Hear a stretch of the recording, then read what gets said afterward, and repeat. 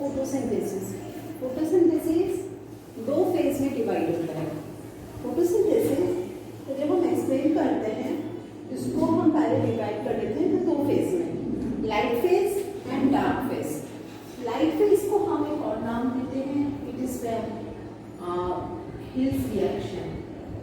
Hills reaction और because of जो scientist इसको डिस्कवर किया था, एंड अनदर एक और नेम है फोटोकेमिकल फेज।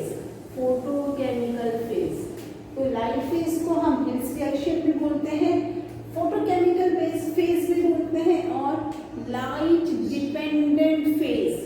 लाइट फेज क्योंकि यहाँ पे जो भी काम हो रहा है only because of the absorption of solar energy. Again, why it is photochemical? Because solar energy is converted into this chemical energy. Okay, so this is photochemical phase. Light dependent इसमें बोला गया कि this phase totally depend on light. So this is called light dependent phase. इसमें सबसे पहले क्या होता है, क्लोरोफिल सोलर एनर्जी को एब्जॉर्ब करता है और एक्साइटेड हो जाता है। Chlorophyll gets excited by absorbing the solar energy. Solar energy को किस फॉर्म में एब्जॉर्ब करता है? Smallest unit of solar energy होता है photon. The smallest unit of solar energy is photon, और क्लोरोफिल उसको फोटोन के फॉर्म में एब्जॉर्ब करता है। Okay, after absorbing that energy, क्या होता है? Splitting of water molecules. वो जो एनर्जी एब्जॉर्ब किया उसका क्या करेगा? उससे क्लोरोफिल एक्साइटेड हुआ। अब क्या होता है? वो एनर्जी क्या चीज में हेल्प करती है? Photolysis of water. वाटर है, वाटर का हाइड्रोलिसिस में क्या बोलते हैं? हाइड्रोजन एंड ऑक्सीजन में स्प्लिट हो गया। फोटोलाइसिस नाम इसलिए हुआ बिकॉज यहाँ ये होता है with the help of photons. So the name given is it all occurs only because with the help of solar energy. So the name given is photolysis, the splitting of water molecule with the help of light energy is called photolysis of water. Two water molecules है, वो split हुआ, 4 hydrogen ions, 2 oxygen, 4 electrons. ये 2 oxygen atom combine करके एक molecule बन गया और oxygen gas बन के ये चला जाएगा एयर में। नाउ सो अगर क्वेश्चन आएगा, as we know that oxygen is release during photosynthesis. Photosynthesis में ऑक्सीजन रिलीज होता है, तो ये what is the source of this oxygen? इस ऑक्सीजन का सोर्स कहाँ से है? This oxygen comes because of the photolysis of water. जो water का photolysis होता है कब? During the light phase, then this oxygen is formed. So हम यहाँ पे तो ये लिख देंगे solar energy. Now the third is photophosphorylation. चलिए हम इसको ब्रेक करते हैं। पहले phosphorylation. What do you mean by phosphorylation?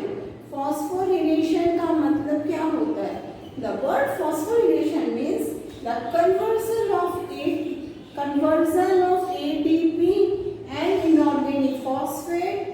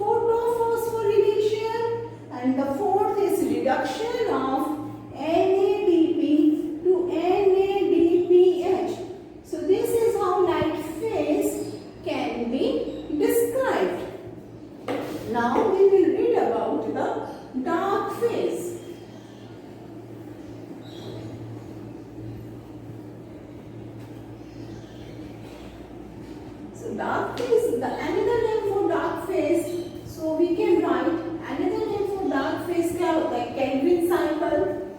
Dark phase का दूसरा नाम एक और होता है, first of all Blackman's reaction, it is Blackman reaction. और क्या होता है, केल्विन साइकिल, केल्विन साइकिल. और इसको हम बायोसिंथेटिक फेज भी बोलते हैं, biosynthetic phase.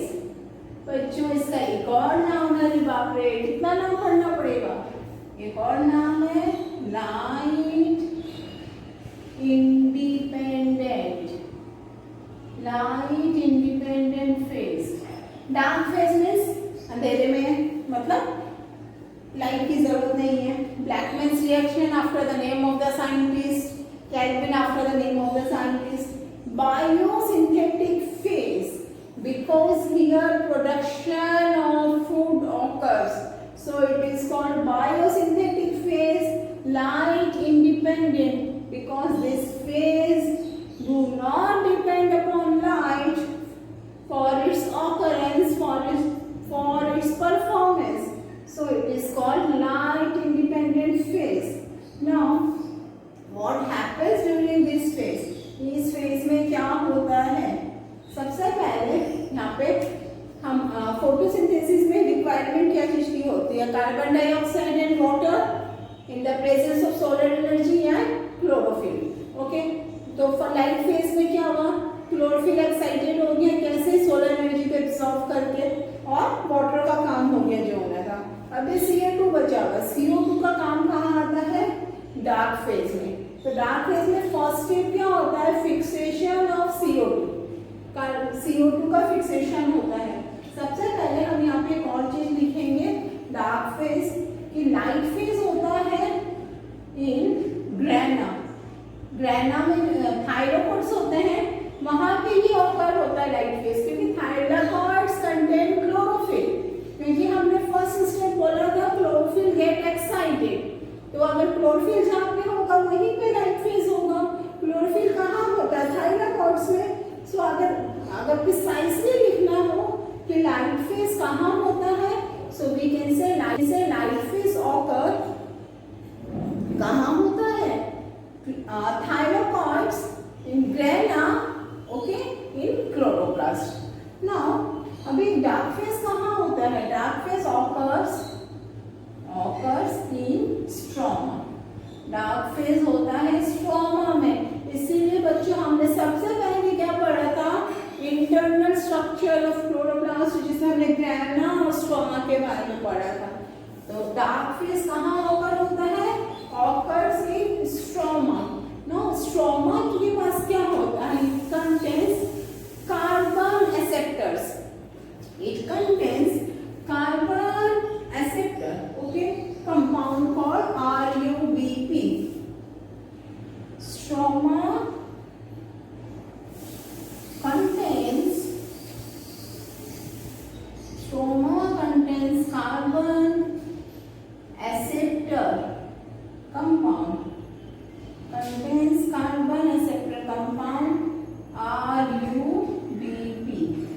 RUBP is a carbon acceptor compound. तो अगर आपको क्वेश्चन पूछेगा name the carbon acceptor compound present in stroma, so you will say RUBP. तो ये RUBP क्या करता है, कार्बन एक्सेप्ट कर सकता है.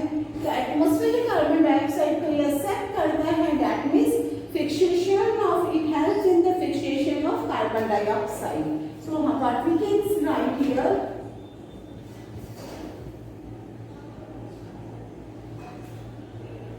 ये CO2 को एब्जॉर्ब करेगा and then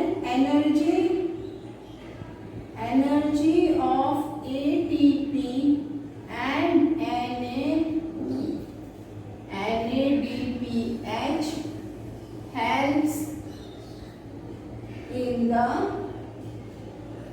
fixation of CO2. Energy of ATP and NADPH helps in the fixation of CO2.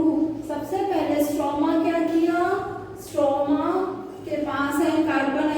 compound RUBP. Okay, RUBP ये क्या करेगा? Stroma content carbon acceptor compound RUBP, तो ये एटमॉस्फेरिक कार्बन डाइऑक्साइड को अपनी तरफ खींचेगा। अब क्या है, ATP और NADPH दोनों के पास जो एनर्जी है वो CO2 को फिक्स करेगा वहां पे, कहाँ पे? स्ट्रोमा में। अब क्या होगा, ये जो हाइड्रोजन है NADP का, hydrogen of NADPH reduces CO2 to glucose C6H12O6। ये जो हाइड्रोजन है NADPH का, ये CO2 को रिड्यूस करता है क्या चीज में? ग्लूकोज में। तो यानी क्या फॉर्म हो गया? ग्लूकोज फॉर्म हो गया, जिसको हम बोलते हैं ना व्हाट इज फोटोसिंथेसिस। फोटोसिंथेसिस में क्या होता है? Plant manufacture food and oxygen is given out.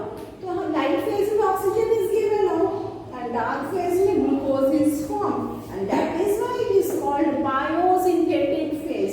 So what happens is stroma contain carbon acceptor compound RUBP, ATP and NADPH का एनर्जी उसको फिक्स करता है, देन हाइड्रोजन NADPH का जो हाइड्रोजन है उसको रिड्यूस करता है, ग्लूकोज बन गया। ओके, नाउ एक बात बताती हूँ, खाना तो बन गया, ओके, अच्छा, glucose is always in the soluble form, लेकिन जिस रैपिडिटी से ग्लूकोज फॉर्म होता है उस रैपिडिटी से वो पूरा प्लांट बॉडी में सर्कुलेट नहीं होता है। ध्यान से बात को सुनो, जिस रैपिडिटी से ग्लूकोज का फॉर्मेशन हो रहा है उस रैपिडिटी से उसका ग्लूकोज का सर्कुलेशन पूरे प्लांट बॉडी में नहीं हो रहा है। एज ए रिजल्ट क्या हो रहा है? वहां पे एक्यूमुलेशन होने लगा ग्लूकोज का। Now point to be noted, क्योंकि ग्लूकोज तो अगर हमको स्टोर करना है तो we can't store it in the form of glucose. Plant body में ग्लूकोज के फॉर्म में वो स्टोर नहीं हो सकता है। So in order to store it should be converted into insoluble starch. तो स्टोर फूड, अगर हमको ग्लूकोज को, अगर प्लांट बॉडी को ग्लूकोज के फॉर्म में स्टोर करना है, ग्लूकोज को स्टोर करना है, तो हम किस फॉर्म में स्टोर करेंगे? स्टार्च के फॉर्म में। सो प्लांट बॉडी को जितना जरूरत था दैट मोमेंट वो ग्लूकोज को यूटिलाइज कर लिया। अब जितना ग्लूकोज बच गया था उसको क्या किया? इनसॉल्युबल स्टार्च के फॉर्म में स्टोर किया गया। अब जब रात हो गई, at night photosynthesis stops, so the rapidity of formation of glucose कम हो गया। अब आराम से ग्लूकोज का सर्कुलेशन पूरा प्लांट बॉडी में हो जाएगा एज पर रिक्वायरमेंट। सो इनसॉल्युबल स्टार्च को वापस सॉल्युबल ग्लूकोज में कन्वर्ट किया जाता है और प्लांट बॉडी में उसको सर्कुलेट किया जाता है। So this is the fate of glucose after photosynthesis. Photosynthesis में जो ग्लूकोज फॉर्म हुआ उसका क्या हुआ? बच्चों समझ में आया? यानी जितना जरूरत था ग्लूकोज, खाना बन गया किचन में, जितना जरूरत था खा लेते हैं, उसके बाद बच्चे का खाने को हम लोग क्या करते हैं? हम लोग उसको अच्छे से बंद करके फ्रिज में रख देते हैं। वैसे ही प्लांट बॉडी में क्या हुआ? ग्लूकोज बन गया, कहाँ बना? लीफ में बन गया। प्लांट को एट दैट मोमेंट जितना जरूरत था उसने यूज किया, उसने सर्कुलेशन की भी कोशिश की, लेकिन क्योंकि कंटिन्यूअसली फोटोसिंथेसिस होता जाता है तो जिस प्रोपोर्शन में ग्लूकोज फॉर्म हो रहा है उस प्रोपोर्शन में वो सर्कुलेट नहीं हो रहा है। एज ए रिजल्ट क्या हो रहा है? तो बोला गया कि जो बच गया उसको इनसॉल्युबल स्टार्च फॉर्म में स्टोर कर लिया। रात को फोटोसिंथेसिस रुक जाता है, देन व्हाट हैपेंस? ग्लूकोज को आराम से हम सर्कुलेट कर सकते हैं, तो स्टोर इनसॉल्युबल स्टार्च को वापस से सॉल्युबल ग्लूकोज में कन्वर्ट किया गया और प्लांट बॉडी में सर्कुलेट किया गया। This is what happens in photosynthesis. Okay बच्चों, now we will read some point of reference about night phase and dark phase.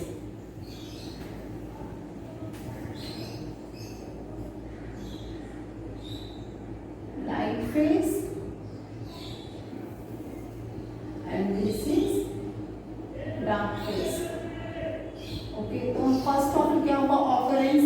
ये कहाँ होता है, ऑकर